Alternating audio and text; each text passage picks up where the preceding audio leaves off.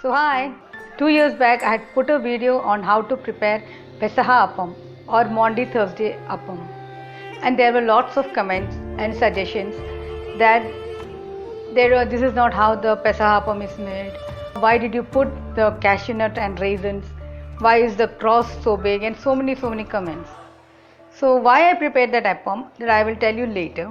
First let me share the story behind the Pesaha Appam.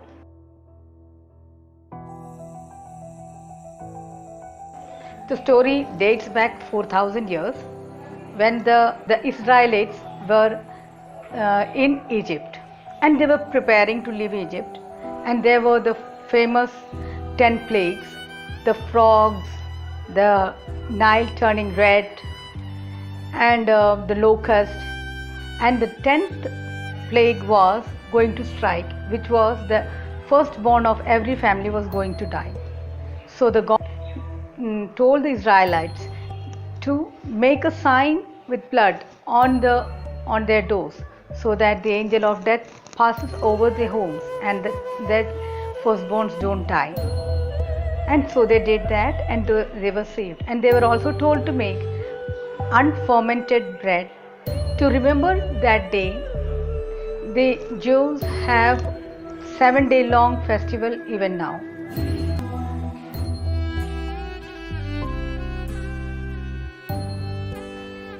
Fast forward 2000 years, during the time of Jesus on Maundy Thursday, that is of Passover, he had his last supper with his 12 disciples. You might remember the picture of Jesus with his 12 disciples, the famous Da Vinci picture. So he had the last supper, and he broke the bread, he gave it to his disciples and said, "This is my body," and then he gave the wine, he said, "This is my blood." So that is when the Eucharist or the Holy Mass, the Holy Kurbana was set.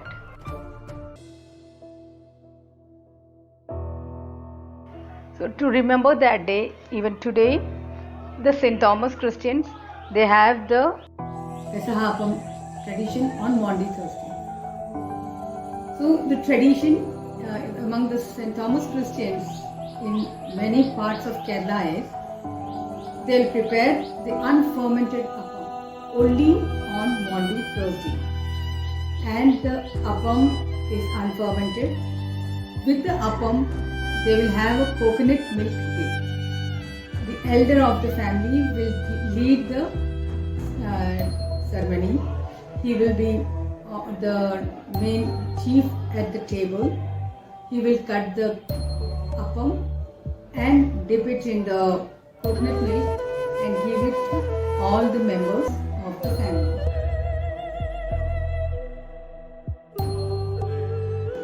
We have the service either on Wednesday evening or on Thursday early morning. It's a midnight mass. It begins at 2 o'clock like that. So we make the appam to be taken to the church and to be given as an offering to all those who attend the service. So what I made that day was the appam that is to be taken to the church.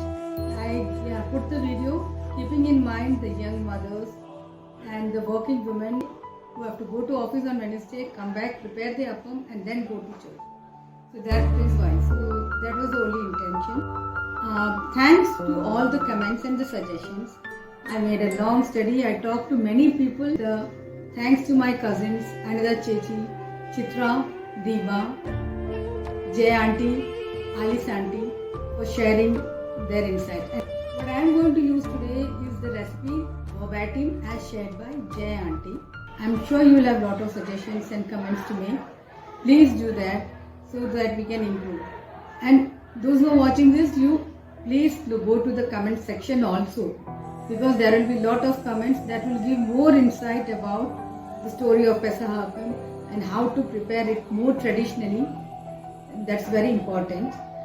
So what is important in the Pesaha Appam is how it is prepared, the preparation, the sanctity, the purity, the tradition, the custom that is involved in it. Actually, we are not supposed to talk like this. We have to be in prayer. We have to use the freshest ingredients, the cleanest plates, if possible, the newest vessels, and the place is tidied up and cleaned, and only the appam will be made that day. So that is the tradition. So these are the ingredients. I've used this as a measurement cup. So for this, 1 cup rice, raw rice. I've used 1 cup raw rice and quarter cup urad dal, whole or split, and this both have soaked for 4 hours.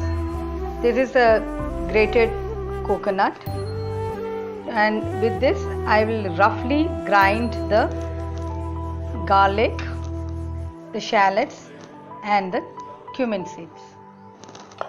And for the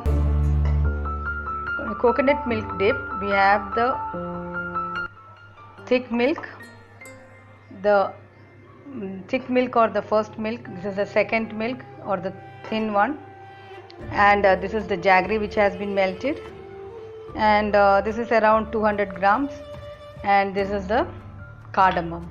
This is the rice that has been ground into a fine paste, and this is the urad dal. So we'll mix the both.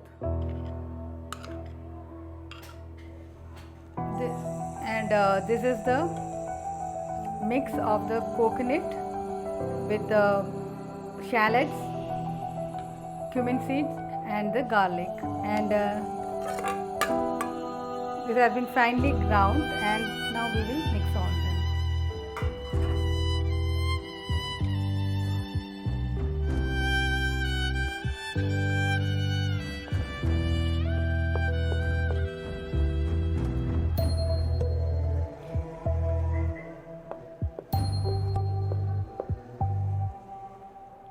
Add a little salt also.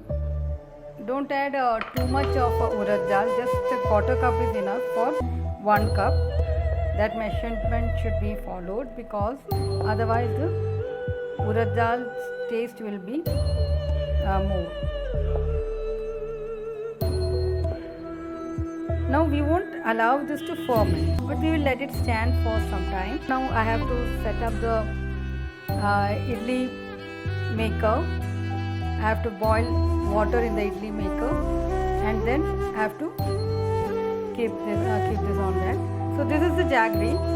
In case you want to make it with indriyappam, so Jay aunty says that in case if you want to make indriyappam, you can add this one, so it will give a brown color to this. So, but this I am going to follow the traditional one. I am not going to add the jaggery into this. I have taken a plate, a steel plate, and I have applied a little coconut oil. If you don't have coconut oil is best. If you don't have coconut oil, apply butter or clarified ghee or any other vegetable oil. Pour the mix.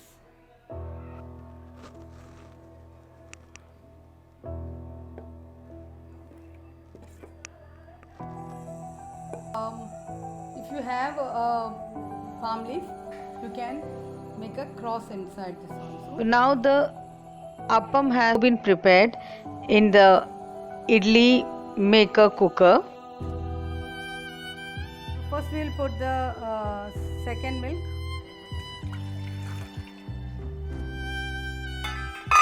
And the jaggery, the melted jaggery. The melted, and we have strained it to remove any impurities that are in there. So we'll look how much is required. So I have melted around 200 grams. So this is enough.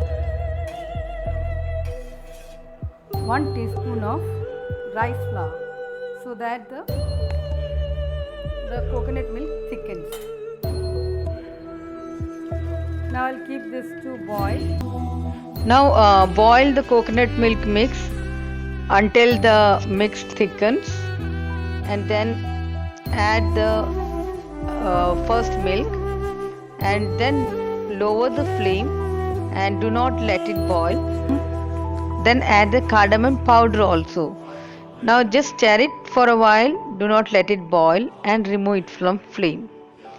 Coconut milk dip is also ready. So please do share your opinions in the comment box. Thank you.